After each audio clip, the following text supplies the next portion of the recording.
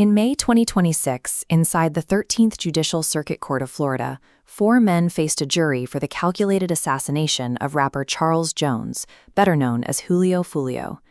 The prosecution had spent the trial systematically dismantling the defendants' alibis. They used a mountain of digital forensics to map out a precise cross-state conspiracy, asking the jury for the ultimate punishment, the death penalty. But after deliberating on the overwhelming proof of a coordinated hit, the jury finally delivered a surprising recommendation. They spared the lives of all 4 men, opting instead for life in prison without the possibility of parole. This verdict laid out the reality of the modern courtroom. Digital forensics can absolutely guarantee a capital murder conviction, but the final penalty still relies heavily on the human elements of psychological mitigation. To understand how this hit was organized, we have to rewind to June 2024. Charles Jones, operating under the stage name Julio Foolio, was celebrating his 26th birthday. Jones was a documented member of the Jacksonville-based 6 Block Street Gang. For over a decade, his group had been locked in a violent, retaliatory war with rival gang factions, known as ATK and 1200. Over his birthday weekend, Jones posted his exact locations across Tampa to his Instagram and other social platforms.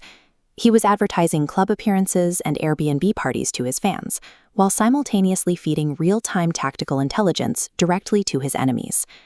Monetizing street conflict through social media requires constant visibility. That visibility creates a lethal vulnerability, allowing local disputes to evolve into highly organized, data-driven tracking operations. On June 22nd, a 5-person crew acting on those social media posts mobilized from Jacksonville. They split into a silver BMW and a black Chevy Impala and drove southwest to Tampa to hunt Jones down. The operation contained a catastrophic logistical error. One of the men in the scouting vehicle, Isaiah Chance, was actively wearing a court-ordered GPS monitoring bracelet for an entirely separate offense. That monitor pinged steadily as Chance and his girlfriend, Alicia Andrews, tracked Jones. They followed his entourage through multiple Tampa nightclubs, mapping his movements before tailing him to a final location. At 4:38 in the morning, outside the Home 2 Suites hotel, 3 men exited the second vehicle and surrounded Jones's car. They unleashed a massive barrage of gunfire into the dark parking lot, killing Jones and wounding 3 others. The shooters utilized a combination of assault-style rifles and 9mm handguns. As they fled the scene, they left behind dozens of shell casings scattered across the asphalt. The crew succeeded in eliminating their target, but that singular focus completely blinded them to the massive, inescapable trail of geospatial data they had just generated across the state. In court, prosecutors faced the burden of proving mens rea, the specific, premeditated intent to commit a crime. They built proof using a map tracing the digital paper trail from Jacksonville to Tampa. Investigators intersected GPS coordinates from Chance's ankle monitor with the license plate reader network. Every ping confirmed the silver BMW and black Impala traveled together. These specialized cameras, often mounted directly on law enforcement vehicles or highway overpasses, automatically capture and log license plates, creating a continuous, time-stamped record of a vehicle's journey across county lines.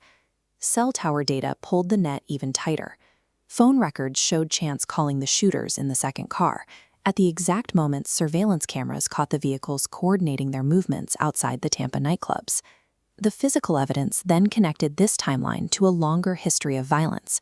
Crime lab analysts matched the 9mm casings from the hotel parking lot to a previous attempt on Jones's life in Jacksonville in October 2023, cementing the existence of an ongoing criminal enterprise.